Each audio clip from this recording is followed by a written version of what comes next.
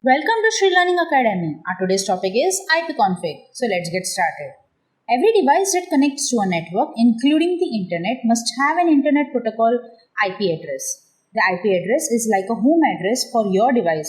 It lets all the other devices know where to send information. But unlike a home address, your device IP address might change often.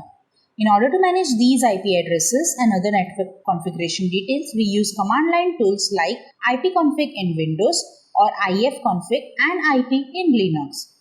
Let's start with Ipconfig, a utility in Windows that displays current network configuration values and can modify the DHCP and DNS settings. Ipconfig stands for Internet Protocol Configuration. It's like a toolbox for network troubleshooting and configuration. By typing ipconfig into the command line and hitting enter, you will see a summary of your current network settings. This includes your IP address, the subnet mask, and the default gateway. The default gateway is typically your router's IP address, which your device uses to connect to the rest of the internet.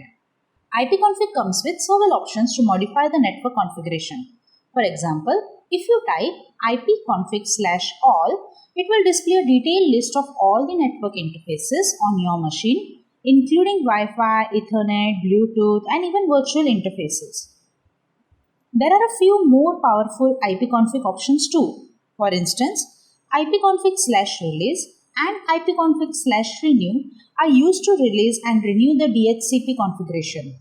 Sometimes when there is a network issue, your device might have an outdated or incorrect IP address. Releasing and renewing gives you a fresh IP address from your DHCP server, often fixing connectivity issues. Ipconfig/flushdns and ipconfig/displaydns are used to manage the DNS cache. The DNS cache is like your device's recent call list for websites. It saves the IP addresses of sites you have visited, so it doesn't have to look them up every time. However, sometimes this cache can become outdated or corrupt, causing problems. Flushing the DNS cache clears it out, and displaying the DNS cache lets you see what's in there. To see all the ipconfig options and understand their syntax, you can type ipconfig/question mark into the command line. Now let's move on to Linux, which uses ifconfig and IP for similar tasks. Ifconfig, which stands for Interface Configuration, is a classic command line tool for displaying and setting network interfaces. Like ipconfig, ifconfig provides information about your network interfaces. If you type ifconfig and hit enter, you will see your active interfaces, IP addresses, subnet mask, and more. But while ifconfig is a time-honored tool, it's being phased out in many Linux distributions in favor of the IP command. This is because IP is more powerful and versatile. It not only shows and sets network interfaces like ifconfig, but also manipulates ARP cache, displays and modifies routing tables, and more. For example, if you wanted to bring a network interface up or down, you could use the IP command like this: IP link set interface up or IP link set interface down.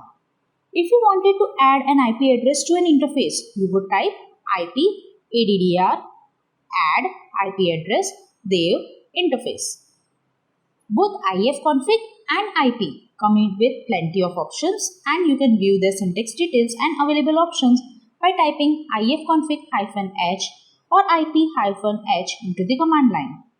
These commands, ipconfig in Windows and ifconfig and IP in Linux, are essential tools for managing and troubleshooting network issues. They provide vital insights into how your device interacts with the network and offer a variety of ways to manipulate that interaction for effective networking. By understanding and experimenting with these tools, you can gain a stronger understanding of your device network setup and be better equipped to troubleshoot issues. But remember, these are powerful commands. When used incorrectly, they can disrupt your network connection, so make sure you know what a command does before you execute it. Thank you so much for watching this video. Do check out the written explanation on our website and don't forget to take this quiz based on this video. The links are in the description box below. Subscribe to our channel to watch more interesting videos. If you have any doubts, do let us know in the comment section and we'll try our best to solve them for you. For private coaching, do contact us by visiting shreelearningacademy.com or on WhatsApp. See you in the next one.